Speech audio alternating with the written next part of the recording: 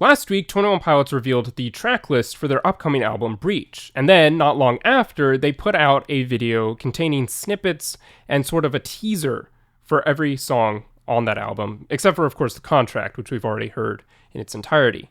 At the time, I didn't see much need to go through and look through that video or make a video about that video, that stream that they put out, because I had already talked about the track list in its entirety, and there wasn't much more to say right in that moment. But now, having sat with it for almost a whole week, I've discovered a couple of things which I think are noteworthy and worth returning to for further consideration, further examining. I'm not going to go through and look at every single snippet we got in this teaser, but there are a couple in particular which I would like to highlight, and then also a general point which I would like to make about the teaser as a whole, and then also the sort of vibe and style of this era so far, the sort of analog horror, as it's referred to, of the Breach era, and especially of the teasers that we have been given for the Breach era. The Contract music video itself wasn't necessarily in that style at all, but all the teasers for that song were, and the teasers for this album are as well. And I think the reason that they're doing that might be more than simply stylistic. Now, the first song that they tease, obviously, is City Walls, because that's the first song on the album. But what's interesting about the snippet for City Walls is that it's the only one to contain any kind of footage with it. The rest of them are all just on this bland, dark background with various degrees of music playing over them. But City Walls actually has some footage of a fire, a big, raging fire, which once again harkens back to the digital remains and the footage that we saw there, the images we found in those pages of the city on fire. But again, the question must be asked, how is the city of Dima burning? How is it consumed by fire when it's a concrete city? Which leads me to wonder if perhaps not just Dima, but the entire world of Trench has been set on fire and is burning. Now, perhaps not. Perhaps that is too much of a stretch to be really plausible, but it is an option, and it is referenced in the song Bandito. And again, seeing fire on a song called City Walls, would it seem to imply that Dima, or the walls of Dima, the city, are burning, but it's concrete, so how does it burn?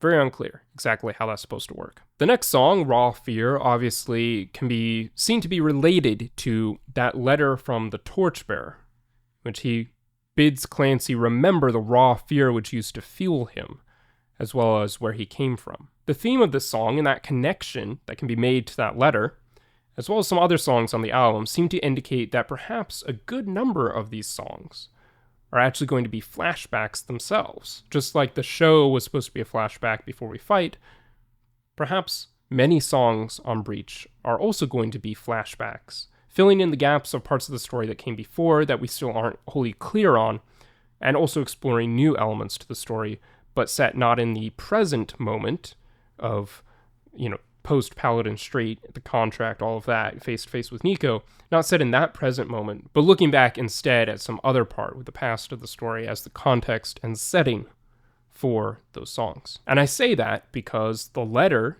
that has the quote, raw fear in it, is a letter which is bidding Clancy to harken back to the past, to flash back mentally to what has come before, and relive some memories, as it were. Remember who he is and where he came from. And that could very much be what this song ends up being about. But there is also speculation about why this song in particular is presented in all caps.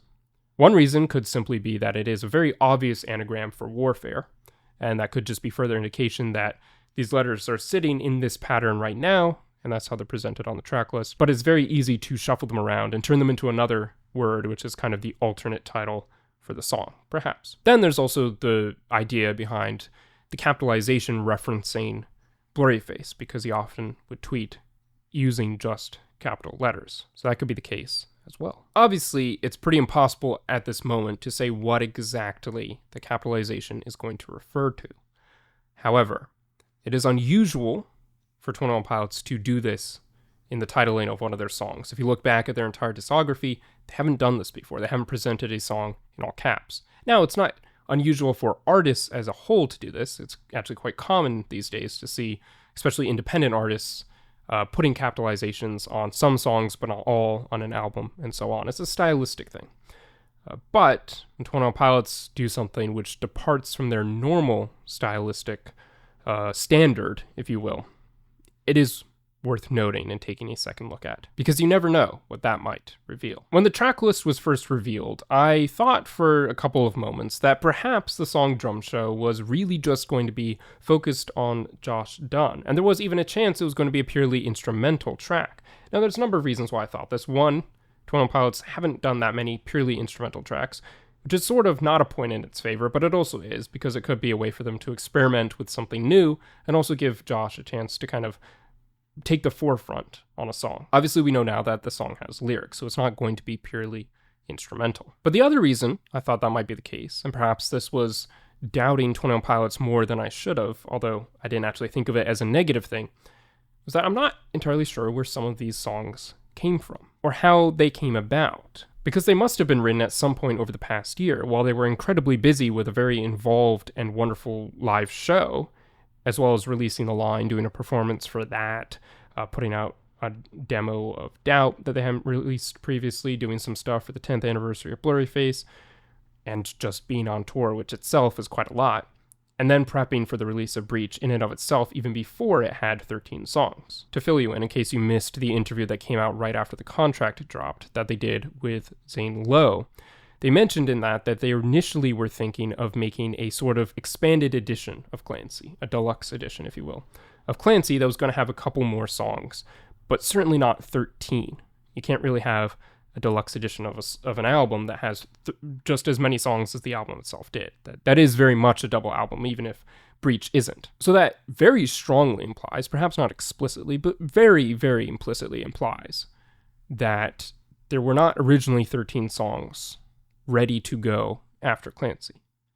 I think probably at most there were 5 or 6. So that means that a number of new songs were written during that period, and so I wouldn't be entirely surprised if we were to get an instrumental track because of that. Because 8 brand new songs is quite a lot to write over the course of a year. Now, partly, as some people have discovered from these snippets, they have been reusing old demos that they had in the past, like the Korea demo that showed up, I think, during the Regional Best web series. Perhaps it was more connected to Vessel, but I think it was from the Regional Best web series that demo was first put out. And so they've kind of taken that and reformed it into one of the songs on Breach.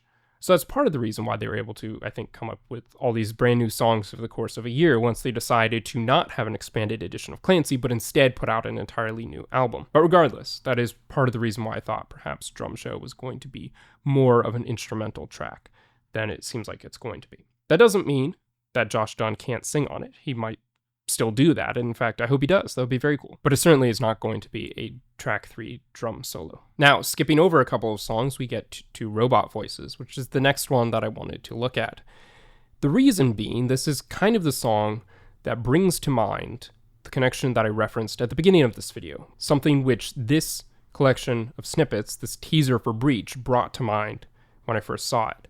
And that is the Level of Concern Scavenger Hunt, which they put out in 2020, just after that single was released. Now, I've referenced the Scavenger Hunt a number of times in previous videos because I do think there are a number of connections which can be drawn between that Scavenger Hunt as a whole and the video alongside it to elements of the lore that we've seen since then and probably are going to see after in the future. But stylistically speaking, that was kind of the last time that we saw this kind of analog hard, the style video.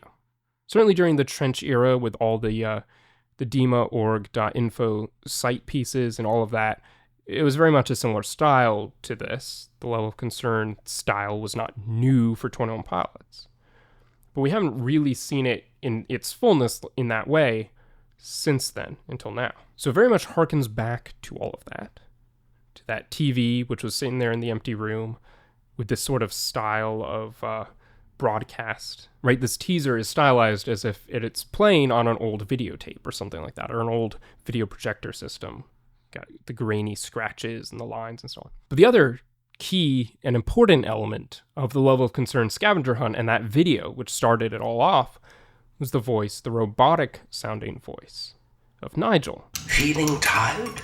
This character who has appeared time and again ever since, I believe, the Quiet is Violent tour, perhaps earlier, perhaps later. Might be mistaken on when exactly he first showed up. He's kind of been voicing different things for 21 Pilots. And he's this character kind of in their story even before he was really a key player in the lore. But given that that broadcast, the level of concern broadcast, was supposed to be coming from within Dima and was really the first piece of the Scaled and Icy story that we got, he is kind of an element of the lore now. So it makes me wonder if perhaps there's a connection between robot voices and that robotic sounding voice. Obviously, it is, from my understanding, voiced by a real person. So I thought that was an interesting connection. And once again, perhaps there is more to be found in the level of concern scavenger hunt than we previously have understood. I've kind of picked it over a couple of times. I think I've found everything that I've been able to notice or dissect. I went back and looked through to see if there were any images of a cottonwood tree found among those different cryptic and kind of blurred pictures that we were given during that, and I didn't see any myself. But there may be other things, other connections that can be made there. And again, I think there certainly were connections to what we later ended up seeing in Paladin Strait. So there might be connections to what we're going to see as Breach rolls out. All right, there are only two more parts of this that I wanted to highlight, one of which was this song, One Way. And the reason I wanted to touch upon this is that it crossed my mind that perhaps there is, and always has been, only one way to breach this cycle, to break the cycle, to end the story, and free Clancy from his doom, as it were, his path to becoming a bishop, to break him out of that. There's only one way to do it. But it cost too much, or at least Clancy thought it would cost too much to follow that path. So he kept avoiding that one way and taking a different way, a different route, and trying again and again to make that way work. And now he's finally coming to terms with the fact that there is only one way out, and he must take that route. Otherwise, he will not make it this time around. And as I've mentioned in a previous video, if he doesn't make it out this time, I don't think the cycle's going to repeat. I think it'll be over, and he will have lost. In other words, there are two reasons why the cycle won't repeat again. One, because he's won and broken the cycle, and he's free.